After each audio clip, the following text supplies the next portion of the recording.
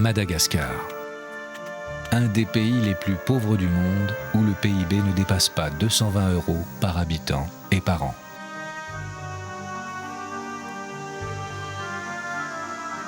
Ici, le ciel et la terre sont généreux. Pourtant, l'eau potable, par manque d'infrastructures, reste pour la plupart du temps impropre ou pire, inaccessible à la population. Au sud de l'île, zone exposée à une sécheresse chronique, la situation est désastreuse. L'eau est tellement rare qu'on interdit aux enfants d'accéder. C'est devenu un peu la friandise des enfants, un verre d'eau. Et quand les parents vont partir dans les champs, ils vont fermer la maison et interdire aux enfants d'y accéder pour pas que les enfants ils boivent l'eau.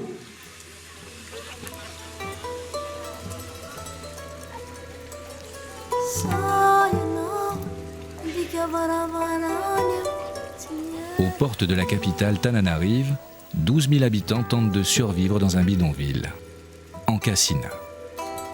Ici, véritable concentré de pollution urbaine, la même eau marécageuse sert à la cuisine, à la lessive, de terrain de jeu aux enfants, de toilettes publiques aux humains et aux animaux, au mépris des règles d'hygiène les plus élémentaires.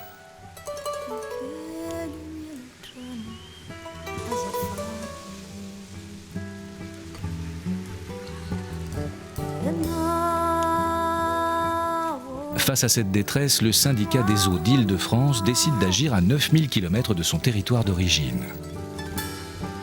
Voté par les élus franciliens, l'adduction d'eau potable jusqu'au cœur d'Ankasina éradique le choléra et fait baisser la mortalité infantile. À Ankasina, les difficultés restent immenses, mais l'eau potable a rendu espoir et dignité à la population.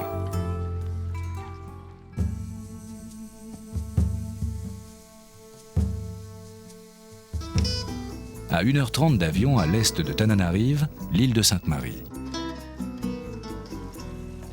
Gabriel y est professeur de physique-chimie. Mais en dehors de ses heures de cours, il est animateur auprès des populations locales pour enseigner les bonnes pratiques autour de l'eau.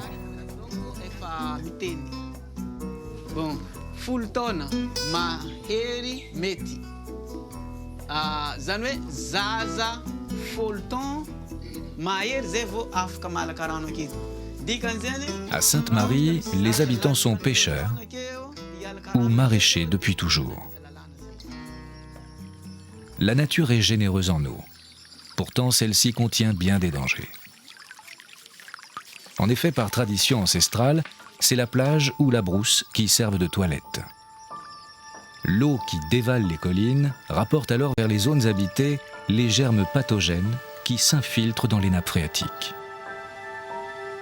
À la demande des autorités locales, le CEDIF s'est engagé à apporter village après village une eau de qualité à l'ensemble de la population rurale de Sainte-Marie, qui en est encore dépourvue.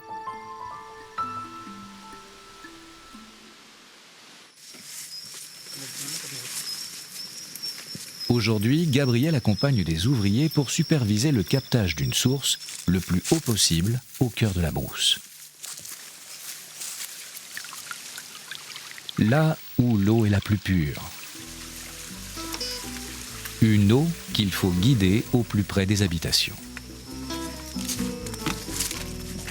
L'ouverture de chaque nouveau lavoir ou de toilette publique est un progrès sanitaire considérable.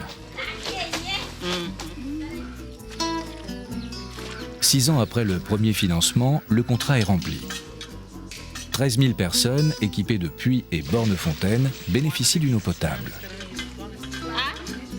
Désormais, les autorités locales se doivent de mettre en place un système de gestion qui permette d'entretenir les infrastructures. À partir du moment où vous avez des dépenses, il faut bien que vous ayez des recettes. Donc la pérennité, la fonctionnalité de vos ouvrages et la pérennité dans le temps passe forcément par un système de recouvrement des coûts. C'est-à-dire que si les gens sont particulièrement pauvres, eh bien, ils payent beaucoup moins, voire c'est l'ensemble de la communauté qui est solidaire et qui paye pour eux.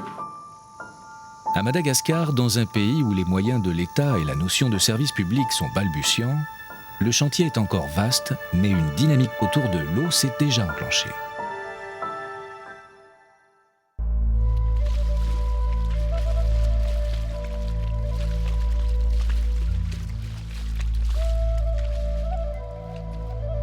Vietnam, les hommes et l'eau sont intimement liés. À la campagne, la tradition veut que chaque habitation soit équipée d'un puits où la famille tire l'eau avant de la faire bouillir.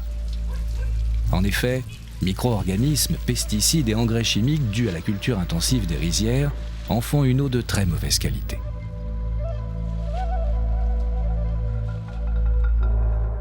Sun a 9 ans.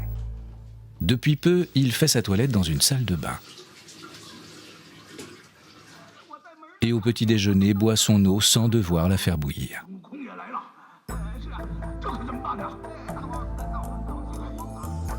En effet, la commune de Ninh Van est désormais équipée d'une station de traitement d'eau potable. Cette station a été financée par le CEDIF dans le cadre de la coopération décentralisée. Une coopération qui prend appui sur la compétence des ONG. La technique, c'est qu'une petite partie de notre travail. On a une grosse partie dans nos projets de sensibilisation des populations sur l'eau, sur l'hygiène, sur l'assainissement, sur l'environnement, pour essayer de changer des pratiques comportementales qui sont néfastes pour leur santé, la santé de leurs enfants. Donc ça passe par beaucoup de sensibilisation, d'animation, d'explication. Le changement d'habitude, c'est ça le plus difficile et le plus long. Dans quelques minutes, la nouvelle station de la commune de Yen Mac sera inaugurée. Prouesse technique, son château d'eau est accroché à 52 mètres à flanc de falaise. Mais l'inauguration n'est qu'une étape. Des animateurs locaux sont formés. Des animateurs qui, maison après maison, valorisent l'utilisation d'une eau saine. Không bao giờ mắc thì tôi mới đóng đi. Chưa mắc. Còn lâu nữa mới mắc. Không biết. Đến bao giờ? Chưa biết. Comme à la ville, chacun rêve de confort. Mais s'équiper reste cher pour ces petits paysans. C'est pourquoi les autorités régionales subventionnent les équipements, conscientes que l'eau est un facteur de développement économique et social des campagnes. Pour nettoyer le tableau, Sun va encore chercher l'eau au puits de l'école. Mais sans attendre la généralisation des stations de traitement, un programme pédagogique de grande ampleur est mis en place.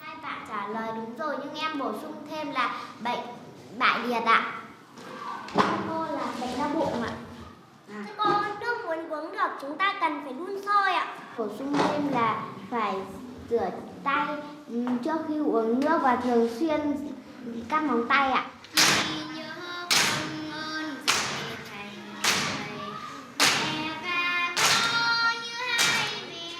Les meilleures installations ne sont d'aucune utilité sans une hygiène adaptée.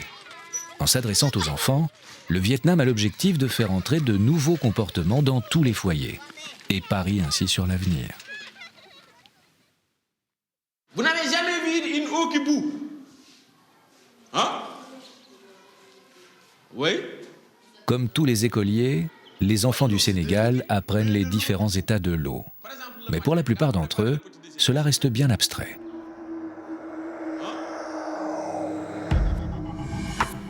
En Afrique subsaharienne, à la saison des pluies, quelques trous d'eau servent de réservoir naturel. Mais pendant les 9 mois de saison sèche, l'eau se cache au plus profond de la terre. Les puits traditionnels sont parfois situés à des kilomètres. Des heures de marche harassantes à la charge des femmes, comme à Mindiaye. boo musaan reer yaa ngi ci teen bi di root ndax teen bi dafa gudd juróom-ñett fukki mètre la woon da ngay ñoddi sa loxo yëpp dafa doon def ay kii dafa dëgër ka nga yooyu dañ daan boot di nekk ci teen bi naaju di leen jàpp xale dañoo xiiboon tuuti doo am temps pour nampal heure rek.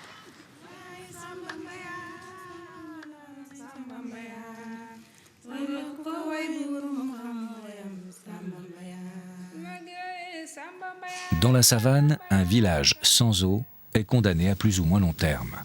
La population épuisée est tentée par la ville. À Mbos, les habitants de 12 villages attachés à leur vie agricole se regroupent pour refuser cet exode prévisible vers Dakar. Grâce à cette détermination, l'ONG Eau Vive peut signer une convention avec le syndicat des eaux d'Île-de-France. Le financement d'un forage qui pompe l'eau à 250 mètres de profondeur est décidé et un château d'eau pousse dans la savane. L'eau jaillit sur les places de village. Désormais, les bornes fontaines sont un lieu de rendez-vous quotidien pour les femmes et les enfants. Chaque bassine est une unité de mesure. 22 litres par bassine. Pour ces villageois subsahariens qui en connaissent la rareté, l'eau a un prix qu'ils ont eux-mêmes fixé. Le gratuit tue le développement. Mais pour que ce soit leur projet, il faut qu'ils mettent leur effort, il faut qu'ils mettent leur engagement, mais il faut qu'ils participent financièrement. La participation financière est vraiment gage de pérennité des projets et gage de responsabilisation. Avec le soutien de l'équipe d'eau vive, la communauté de village de Mbos a mis en place une gestion collective exemplaire. Le compteur de chaque borne est relevé et l'argent collecté chaque jour par la fontainière est comptabilisé.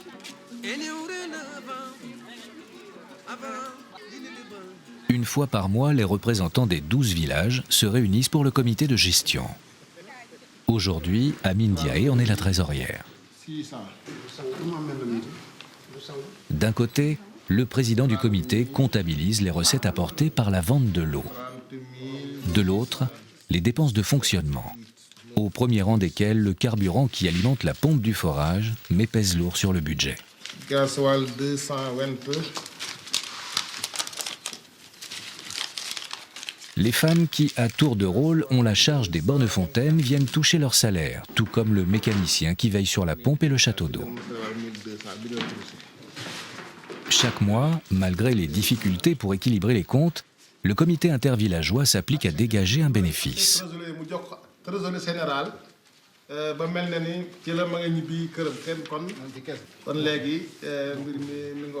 Une somme d'argent qu'Amine Diaye ira provisionner à la banque la plus proche. Une somme qui servira à la réparation des infrastructures d'eau le jour où le besoin s'en fera sentir.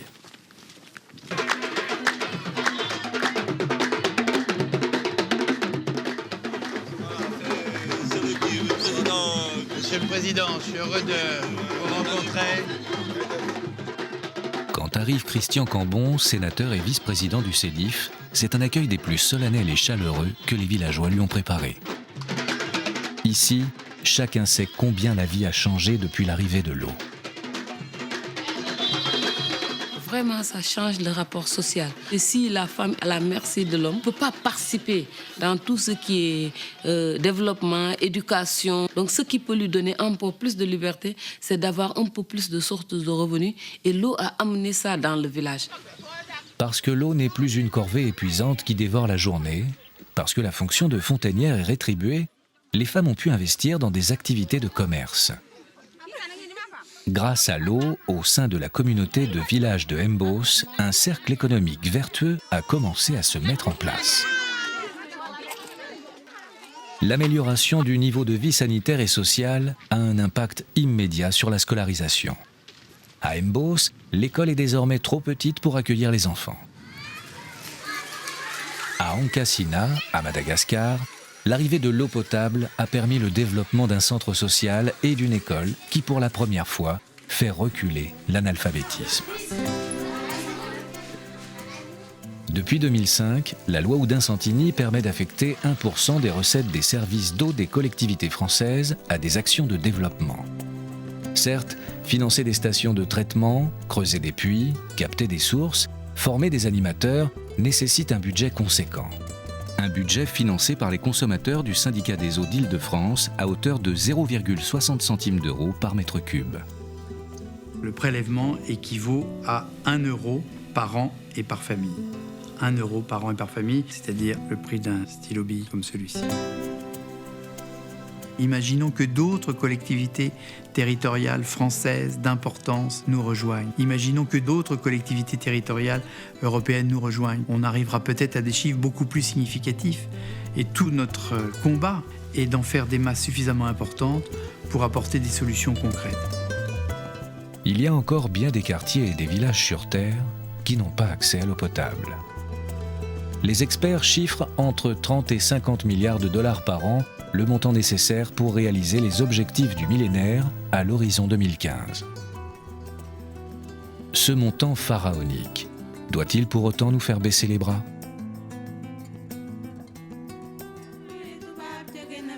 tubaab jóge na Paris ñëw kër ma ade tubaab jóge na Paris tubaab jóge na Paris ñëw fee tubaab jóge na Paris ñëw kër adi ñange tubaab jóge na Paris waay tubaab jóge na Paris waay tubaab jóge na Paris tubaab jóge na Paris ñëw kër ma ade tubaab jóge na Paris samba tubaab jóge na Paris ñëw fee tubaab jóge na Paris ñëw kër maam ade tubaab jóge na Paris waay samba mbayaan